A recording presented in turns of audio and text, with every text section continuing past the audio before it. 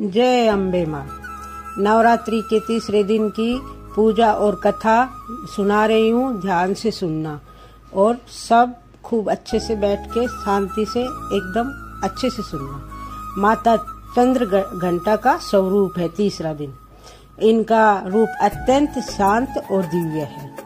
इनके माथे पर अर्ध चंद्र के आकार की घंटी है, जिस कारण इनका नाम चंद्र घंटा पड़ा है। ये सिंह पर सवार रहती हैं और 10 हाथों में अलग अलग शस्त्र धारण करती हैं। इनकी कृपा से भक्तों को साहस, शांति और निर्भरता प्राप्त होती है। आइए माता की कथा सुनाती हूँ, ध्यान से सुनना। कथा के अनुसार जब भगवान शिव ने माता पार्वती से विवाह स्वीकार किया, तब वे अपने बारातियों सहित अत्यंत भयंकर रूप में आए थे।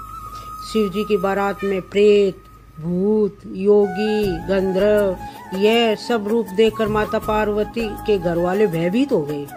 तब माता पार्वती ने चंद्र घंटा का रूप धारण किया और भगवान शिव से अनुरोध किया कि वे अपने भयंकर रूप को छोड़कर सुंदर और सौम्य स्वरूप में आए। माता की प्रार्थना से शिव जी ने अपना रूप बदल लिया और भव्य स्वरूप से विवाह हुआ।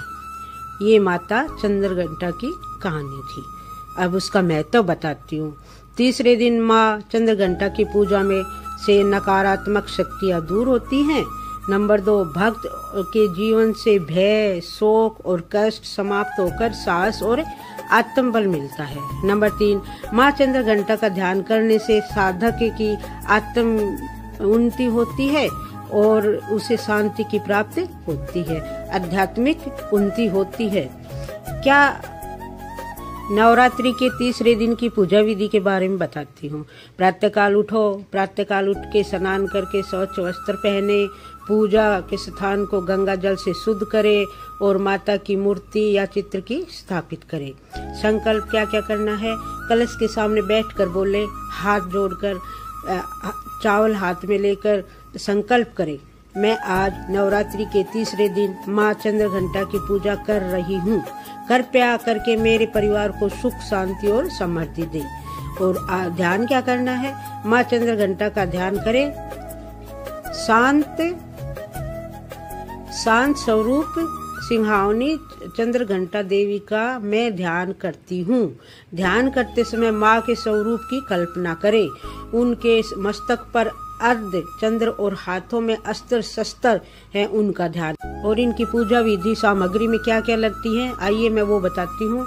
लाल पीले फूल, अक्षत, रोली, चंदन, धूप, दीप, गंध और नैवेद्य का भोग लगाएं। माँ को दूध, मिठाई का भोग लगाएं। माँ को दूध बहुत पसंद है, इसलिए दूध की मिठाइयों का भोग लगाएं। माँ चंद्र घंटा का 108 बार जाप करें।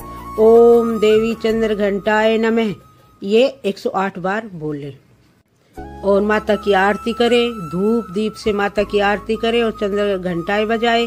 परिवार सहित सब अम्बे गौरी की आरती करे और प्रसाद दे। और प्रसाद में क्या क्या है। माँ चंद्र घंटा की पूजा से घर में शांति और सुख समृद्धि आती है। जीवन से भय और विघ्न बाधाएं दूर होती है। साधक को आत्मिक शक्ति और आत्मविश्वास प्राप्त होता है। अगर माँ का व्रत हम सच्चे मन से करते हैं तो हमें जरूर फल मिलता है। जय अम्बे गौरी। ये कथा यही समाप्त होती है। अगर मेरी कथा आपको पसंद आए तो मेरे चैनल को लाइक करें, सब्सक्राइब करें और शेयर करें। और चौथे दिन की कथा भी मैं आपको सुनाऊंगी। अभी के लिए जय माता दी।